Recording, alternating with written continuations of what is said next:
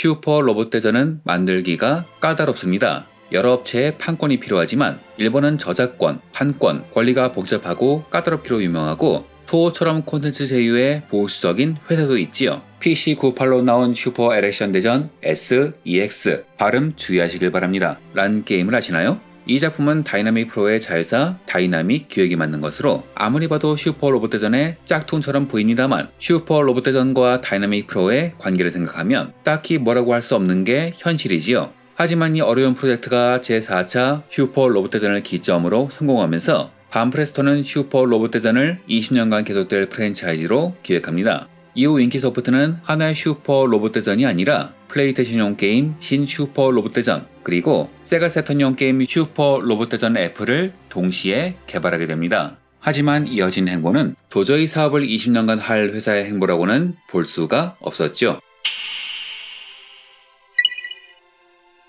신 슈퍼 로봇 대전은 처음 기획되는 제2차 신 슈퍼 로봇 대전으로 이어지는 작품이었습니다. 신 슈퍼는 판매량은 준수했지만 슈퍼 로봇 대전 F의 개발에 문제가 생겼다는 이유로 상층부에 의해서 강제 종료되고 말았죠. 원래 슈퍼 로봇 대전 F는 처음에는 4차를 이식한 제4차 슈퍼 로봇 대전 플러스란 작품이었습니다. 플레이스테이션으로 나온 제4차 슈퍼 로봇 대전 S에 당대 화제적이었던 신세기 에반게리온을 참전시키기 위한 것이었죠. 당시 기세가 꺾이던 세턴으로 나온 이유도 세가가 판권을 가진 에반게리온을 참전시키기 위한 것이었는데 이후 신규 요소가 계속 추가되면서 결국 이 시작이 아니라 신작인 슈퍼 로봇 대전 F로 전환되었습니다. 하지만 상층부의 무리한 개발 요구와 이데온, 건버스터 등의 신규 참전작 추가로 인해서 스토리는 꼬이고 프로젝트는 과부하 상태가 받았죠. 이 와중에 시나리오를 총괄하던 프로듀서가 입원하는 등의 문제까지 겹쳐 게임은 사실상 붕괴 상태에 이르렀죠. 도저히 발매일을 맞출 수가 없게 되자 결국 F와 F 완결편 두 개로 쪼개 발매해야 했습니다. 하지만 F는 전략적 구성면에서 괜찮다는 평도 있었지만 F 완결편은 극심한 밸런스 붕괴와 버그 등으로 그야말로 총체적 난국이었지요. 하청받은 프로젝트를 망친 윈키소프트의 운명은 뻔했습니다. 결국 이들은 컴플리트 박스를 끝으로 한동안 슈로데의 역사에서 사라지게 되지요. 20년간 계속할 프로젝트, 하지만 핵심 개발사인 하청회사를 잘라버렸다. 즉 반프레스토는 당시엔 신상급이었던 테레다 프로듀서를 중심으로 완전히 새로운 개발 토대를 맨 땅부터 만들어야 했던 겁니다. 1997년 반프레스토는 게임 개발을 위해서 만든 여러 회사를 주식회사 반프레 기획을 중심으로 통합하여 반프레 소프트라는 자회사를 만들게 됩니다. 훗날 반다이 남코 4G 디지털이 되는 회사죠. 이후 이 회사는 가정용, 휴대용으로 두 개의 슈퍼 로봇 대전을 만들면서 노하우를 쌓는데 저는 이 회사가 만든 작품부터 난이도가 쉬워진 이유가 F 완결편 등 윈키소프트의 후기작의 혹독한 난이도에 대한 부정적인 피드백을 수용한 결과가 아닐까 합니다. 그나마 어렵다는 평을 받은 64조차 후계기를 얻으면 대학살이 펼쳐지곤 했지요. 이렇게 반프레 소프트는 두 개의 개발 라인을 가동합니다. 하나는 훗날 휴대용 슈로데 명작을 낸 회사 AI가 제작한 닌텐도 64용 게임 슈퍼 로봇 대전 64였습니다. 1999년 10월 29일에 발매된 이 작품은 닌텐도 64 타이틀치고는 준수한 20만 장의 판매량을 보였고 이를 계기로 AI는 휴대용 슈로데를 전담하게 되지요. 이 작품은 롬 카트리지라 음성은 없었지만 로딩이 빠른 이 점을 살려 여러 기체가 동시에 출격해 합체에 공격하는 획기적인 연출을 선보였습니다. 다만 실험적인 프로젝트라 AI 단독이 아닌 닌텐도가 출자하는 형식으로 만행이라는 회사를 만들어 제작했는데 그 바람에 여기 나온 오리지널 유닛들은 이후 슈퍼 로봇 대전 오지라는 오리지널 시리즈에도 못 나오게 되었고 결국 실질적 후속작인 AI에는 이름과 디자인이 약간 바뀐 로봇들이 등장하게 되었습니다. 다 어른의 사정인 거죠. 그리고 2000년 슈로데 역사상 가장 충격적인 작품인 슈퍼 로봇 대전 알파가 발매되지요. 이 작품은 내부 사정으로 인해서 안타깝게 종료된 신 슈퍼 로봇 대전을 바탕으로 제작되었습니다. SRS가 주요 로봇인 점, 적세력의 오리지널 초동 보스가 신 슈퍼 계열인 점이 그 증거죠. 이쪽은 훗날 BB 스튜디오가 되는 팀을 중심으로 반프레스토가 직접 개발을 주도했습니다. 개발이 시작된 것은 F 완결편이 발매된 직후인 1998년 4월 외주만 맡기던 회사가 직접 나선 이유는 당시 회사 사정이 어려웠기 때문입니다. 저출산, 그리고 레저 산업이 다양해지면서 게임 센터의 고객이 줄어가 본업인 경품, 크레인 사업이 나날이 축소된 상황에서 본사인 반다이는 애플과 함께했던 비핀의 실패, 무리하게 공장을 지어 찍어낸 다마고치의 과잉 재고 문제로 인해 60억엔에 달하는 적자를 내게 됩니다. 즉 반프레스토는 물론 모회사까지 흔들리던 상황이라 더 이상 뒤로 물러날 수가 없던 것이죠. 하지만 다행히도 이 소프트웨어는 75만 장이 팔려 역대 슈로데 최고의 판매량을 올렸습니다. 그럼 알파는 성공일까요? 전 꼭 그렇다고는 보지 않습니다. 어른의 세계에서 사업에서 중요한 것은 판매량이 아니라 순이익이니까요.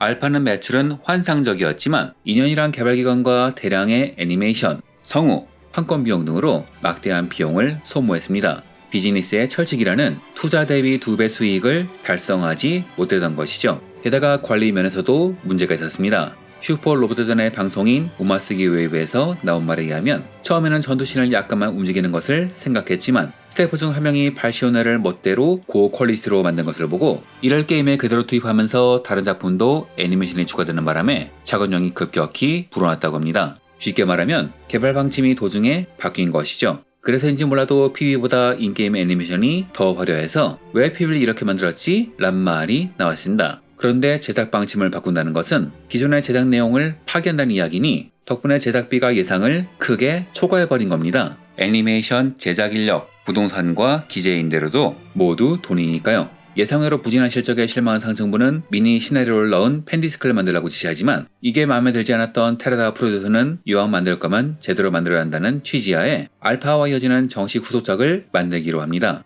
회사 역시 F 완결편의 쪼개기 발매 비판을 의식해 F와 이어지되 쪼갠 느낌이 되면 안 된다는 전제 조건을 달아서 허가했고 테라다는 이를 외전 형식으로 제작하기로 하지요. 또한 알파에서 SRS의 비중이 너무 큰 것에 팬들이 반발했기에 방침을 바꾸어 오리지널의 비중을 줄였습니다. 하지만 마장기신이 돋보이는 문제는 남아있었고 오리지널 캐릭터 젠가 존볼트가 예상외의 대형 히트를 치는 바람에 오히려 오리지널이 더욱 주목받게 되었죠. 2001년 3월 29일에 발매된 알파 여전은 58만 장이라는 데이트를 하여 알파의 매출 부진을 말끔히 해소하였습니다. 알파가 꿈의 대전을 테마로 했다면 알파 여전은 황폐한 세계를 테마로 하여 관련 작품들이 새로 참전했습니다. 이처럼 하나의 테마에 맞춰 참전작이 결정되는 방향성이 호평을 얻으면서 이후 작품들도 한동안 이 기조를 따르게 되지요. 실제 개발 기간은 반년에 불과했지만 테라다는 알파의 재탕에 머무르지 않고 여러 가지를 개선했습니다. 보통 알파가 애니메이션의 시작이라 생각하지만 막상 게임을 해보면 이외로 움직임이 적죠. 정말 애니메이션이 움직이기 시작한 것은 알파 외전이 최초였습니다. 숙련도 시스템도 개선되었는데요. 알파는 숙련도를 높이면 난이도가 높아지는 대신 더 강한 기체가 들어와서 오히려 난이도가 내려가는 현상이 있었죠.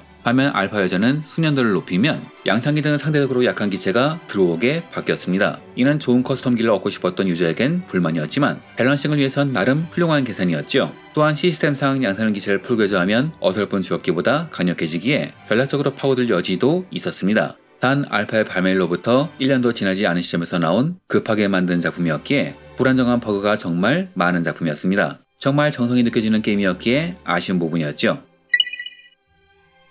알파 여전의 성공 이후 차기작은 당연히 2차 알파였죠. 하지만 새로운 하드웨어 플레이스테이션2는 개발이 쉬운 기기가 아니었습니다. PS2는 메모리 구조가 복잡해서 하나의 메모리를 본체 램과 그래픽 램으로 나눠 사용하는데 알파에서 한층 더 진화한 애니메이션을 추구한 2차 알파를 이에 맞춰 개발하는 것은 정말 어려운 일이었죠. 결국 2차 알파의 개발은 하염없이 미뤄집니다. 매년 한두 편씩 게임을 발매하기 원했던 상층부는 이 공백을 메울 것을 요구했고 훗날 테라다의 말에 의하면 그냥 던져본 원더스완판 작품의 리메이크 기획이 덜컥 통과되었다고 합니다. 이렇게 슈퍼 로봇대전 임팩트가 제작 결정되죠. 결과적으로 이 작품은 여러 가지로 문제가 많았습니다. 원더스완으로 나왔던 슈퍼 로봇대전 컴팩트의 3부작은 1부가 14만 장 팔리면서 흥행하는 듯 했으나 이후 2, 3부를 다 합쳐도 20만 장 남짓 팔리는 사실상 실패작이었기 때문이죠. 이런 작품의 지건담, 나데시코 등의 인기 작품을 입혀봤자 작품의 본질이 변할리 만무합니다. 기본적으로 2차 알파의 개발 공백을 걸기 위한 작품이었기에 알파 여전의 전투씬을 대부분 이용했습니다. 문제는 해상도 조성조차 하지 않아서 전투씬의 해상도가 낮았고 자세히 보면 화면이 계속 떨리는 현상까지 있었죠.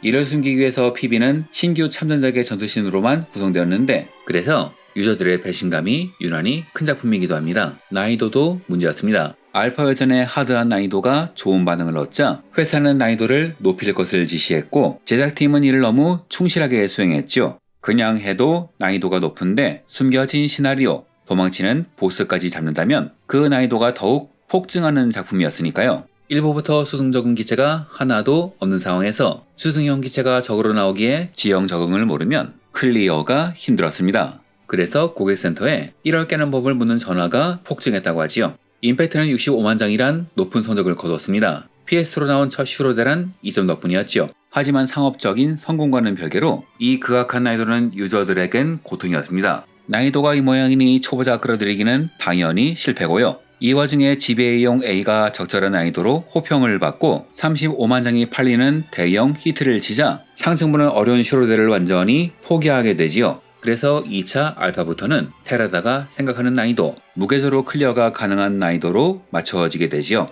이런 밸런싱은 마니아들이 싫어하긴 하지만 관점을 바꿔보면 어쩔 수 없는 선택일지도 모르겠습니다. 왜냐면 초보자들은 대체 뭘 개조할지 몰라서 엉뚱한 데 돈을 다 쓰는 바람에 플레이를 못하는 일이 많았거든요. 다만 이는 반프레스토의 잘못도 있는데요. 여태까지 나온 슈퍼 로봇대전은 개조 방침이 제각각입니다. 일반적으로는 장갑을 개조하면 단단해지지만 알파 버전 같은 경우에는 전투 행동에 따라 능력치가 올라가는 바람에 초반에 개조를 안 해야 나중에 총체적으로 강해집니다. 즉 고수는 개조를 안 하고 한 개만 올려 버티고 하수가 개조해서 능력이 오르지 않아 더 고생을 하는 거죠. 그리고 이후 나온 작품마다 매번 시스템을 개선하는 바람에 유저들은 그때마다 새로 적응을 해야 했죠. 뭐 이건 천편일률적인 양산품이 아니라 조금이라도 개선하고자 했던 노력의 결과라고도 볼 수 있겠죠.